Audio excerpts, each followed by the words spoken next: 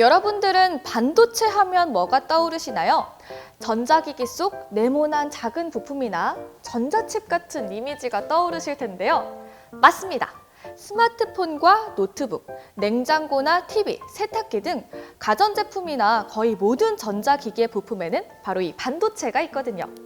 무인 자동차가 등장하고 집에서 버튼 하나로 모든 전자제품을 작동시키는 홈 네트워크의 시대에 반도체는 더욱 주목을 받는 분야이기도 한데요.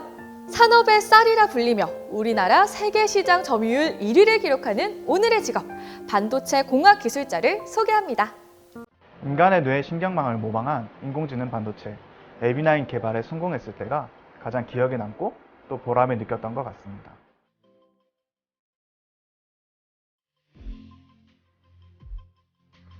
설계 결과가 의도한 대로 딱 구현되었을 때 아주 묘한 감정을 느낍니다. 마치 수학자가 오리 없이 증명을 하고 난 뒤의 느낌과 비슷하다고 할 수 있겠습니다.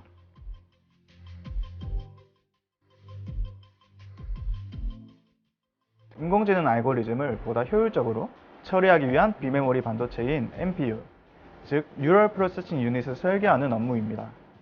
제가 하고 있는 업무는 반도체의 한 갈래인 아날로그 그리고 무선 회로를 설계하는 일입니다. 어릴 때 게임을 좋아하다 보니 컴퓨터를 자주 접하게 되었습니다. 그러다 보니까 자연스럽게 컴퓨터의 동작 원리에 대해 호기심을 가지게 되었고, 이러한 호기심이 바탕이 되어 현재까지 오게 된 게 아닐까 싶습니다. 저는 학부 과정에서 RF라고 불리는 무선 분야에 관심이 많았습니다. 관련 공부를 대학원에 진학하면서 자연스럽게 더 연결해서 하다 보니 관련 분야를 접하게 되었고, 이를 구현할 수 있는 직접 회로 분야, 회로 설계 분야, 반도체 분야와 연결이 되게 되었습니다. 먼저 컴퓨터 공학과에 진학하였습니다. 거기서 하드웨어부터 소프트웨어까지 이 컴퓨터와 관련된 전반적인 내용들에 대해 학습을 했고요. 이후에 대학원에 진학하고 나서는 이 컴퓨터를 구성하는 하드웨어들의 이 세부적인 동작 원리에 대해서 보다 심도 있게 공부했습니다. 대학원 석사 과정을 마치고 진로를 고민하던 중에 학업을 더 연장하는 대신 연구소에서 몸담으면서 실제 연구를 하고 싶다는 생각으로 지금 직장인 한국전자통신연구원에 조인하게 되었습니다. 학교와 회사에서 일하는 방식의 차이가 있다 보니까 처음엔 적응도 잘 되지 않고 긴장도 많이 됐었습니다. 가령 반도체 설계 업무만 보더라도 이 학교에서는 이 간단한 예시만 접해봤다면 회사에서는 보다 복잡하고 규모가 컸던 거죠. 그렇기 때문에 사용법을 익혀야 하는 툴들도 다양했고요. 또한 일하는 이 방식에 있어서도 여러 명이 동시에 작업해야 하는 점을 늘 염두에 두어야 했습니다. 그래서 처음 입사했을 때는 이러한 차이에 먼저 적응하기 위해서 노력했었던 것으로 기억합니다.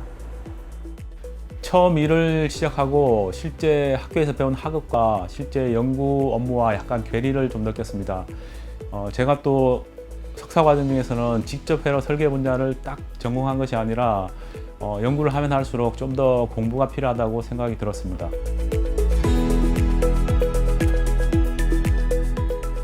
이 반도체 설계 업무라는 것이 한번 설계가 완료되면 수정하기가 굉장히 힘듭니다. 그렇기 때문에 이 설계 과정에서 추후 하드웨어적으로 발생 가능한 문제들을 모두 예측하면서 설계를 수행해야 합니다. 그래서 퇴근 후에 혼자 공부를 하면서 이러한 점들을 하나라도 더 파악하고자 하였고, 이해가 안 가거나 어려운 점 등이 있으면 선배 연구원 분들께 도움을 요청드렸습니다. 저는 연구소 생활을 한 4년 정도 한 후 미국으로 유학을 가서 직접 회로 분야를 좀 더 심도 있게 공부할 수 있는 기회를 가질 수 있었는데요. 요즘은 유튜브라든지 이런 환경이 좋아서 상황이 좀 다르지 않을까 하는 생각이 최근에 좀 들기 시작했습니다. 앞서 언급드린 바와 같이 반도체가 제작되면 수정이 불가능하기 때문에 정상 동작을 확인하기 전까지 굉장히 불안감을 안고 생활하게 됩니다.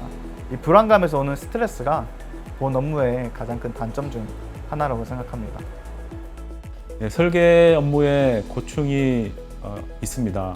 반도체 설계는 전에 설명드렸듯이 파운드리 업체 일정에 맞춰야 하고, 여러 동료들과 같이 설계 업무를 해야 되는데 에러 검사를 해야 되고 일정에 맞춰야 되고 그래서 시간에 대한 압박감을 느끼게 되었습니다.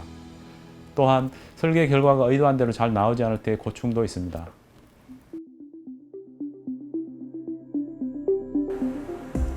앞선 프로젝트에서 설계한 이 AB9 반도체가 처음 완성되어 나왔을 때 제대로 동작을 안 했거든요. 그래서 상심했던 기억이 납니다. 하지만 이 많은 선배 연구원분들과 함께 문제 원인을 파악하고 수정해 나가면서 결국 본래의 목적대로 동작시키게 되었는데요. 이 과정에서 고생할 만큼 이제 보람도 많이 느끼고 아무래도 제가 참여한 첫 반도체이다 보니까 기억에 많이 남습니다. 위와 같은 그런 고충을 극복하고 설계 결과가 실제 반도체로 구현되어서 의도한 대로 구현이 되었을 때 아주 묘한 그 감정을 느낍니다. 마치 수학자가 오류 없이 엘레건트한 방법으로 증명을 난 뒤의 느낌과 비교되지 않을까 하는 생각을 가지고 있습니다. 이 컴퓨터를 구성하는 하드웨어들에 대해 학교에서 이론으로만 배웠던 동작 원리들을 제가 실제로 구현해 볼 수 있고 동작하는 모습을 눈으로 확인할 수 있다는 것입니다. 무언가를 창조하는 분야에 몸담고 있게 되어서 반도체라는 특殊한 분야로 제가 의도한 대로 구현이 되고 이것이 실제 생활에 적용되는 것을 보는 것이 상당히 매력이라고 생각합니다. 저와 같이 공부한 대만인 친구가 A사에서 나오는 휴대폰에 적용되는 칩을 설계한 예가 있습니다. 자기가 설계한 반도체가 상용화되는 것을 직접 보는 것이 직업의 상당한 매력이라고 생각됩니다.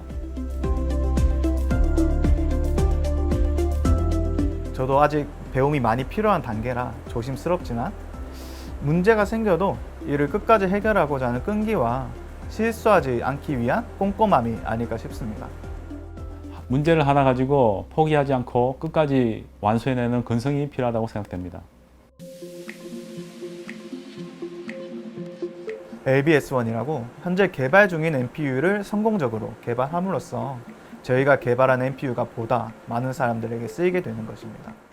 현재 제가 설계하고 있는 반도체는 재난 환경에 적용되어 소방관의 업무를 도울 수 있는 재난 장비에 적용되는 반도체입니다. 재난 환경에서 사람을 탐지하고 실제 소방관의 업무를 보조할 수 있는 장비에 도움이 된다면 매우 보람 있을 것 같습니다. 포기하지 않는 자세를 가지기를 바랍니다. 어려움이 닥치거나 노력하는 과정이 지루하더라도 포기하지만 않는다면 언젠가는 반드시 바라던 바에 다가갈 수 있을 것이라 생각됩니다. 반도체 설계 분야를 직접적으로 꿈으로 가지고 있는 청소년이 있을까 생각이 드는데요. 우선 반도체 설계 분야에 직접적으로 매진하기보다는 관련 전자공학이라든지 더 넓게는 수학, 논리적인 분야에 대해서 관심을 가지고 꾸준히 공부를 하시다 보면 아마 자연스럽게 반도체 분야를 접하게 되고 반도체 분야에 관련된 공부를 하시게 되면 설계 쪽으로 연결되지 않을까 하는 그런 생각이 듭니다. 기본에 충실하라는 거하고 그 다음에 반도체 분야가 크게 세 분야로 나눠지는데 공정, 그 다음에 설계, 그 다음에 패키징이 있는데 공정은 반도체 제조회사에서 반도체 어떤 수율을 높이기 위해서 하는 작업들이고요. 설계는 여러분들이 뭘 디자인을 해서 이게 제품화할 수 있는 어떤 청사진 그런 설계도라고 보시면 되고 패키징은 마지막 제품 단계에서 어떤 모듈화 시키고 어떤 포장을 하는 그런 단계라고 보시면 되는데 여러분들이 가장 자기 주도적으로 뭔가 할 수 있는 분야는 설계이고요.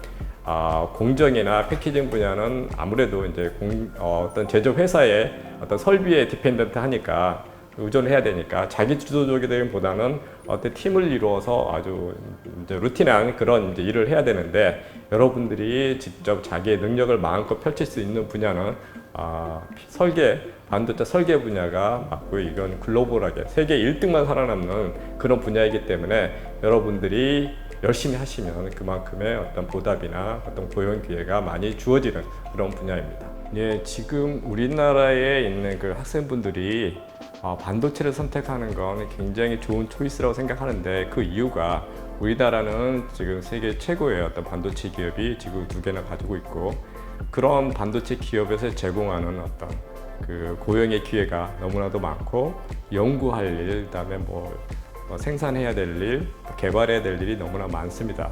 그래서 여전히 앞으로 향후 10년, 20년 동안은 이쪽 분야에 인력이 많이 필요할 것 같고 여러분들도 자기의 꿈을 펼칠 수 있는 가장 좋은 분야라고 생각합니다.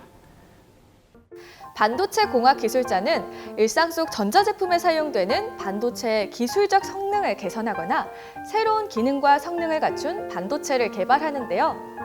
반도체 공학 기술자가 되기 위해서는 수학, 물리학, 화학 등 기초적 과학 분야에 대한 재능이 요구되며 반도체학과, 신소재공학과, 전기전자공학과 등을 전공하면 유리합니다. 반도체, LCD 모니터, 디지털 전자제품, 휴대폰 단말기 등은 우리나라를 이끄는 주요 수출 품목으로 세계적인 경쟁력을 가지고 있는데요.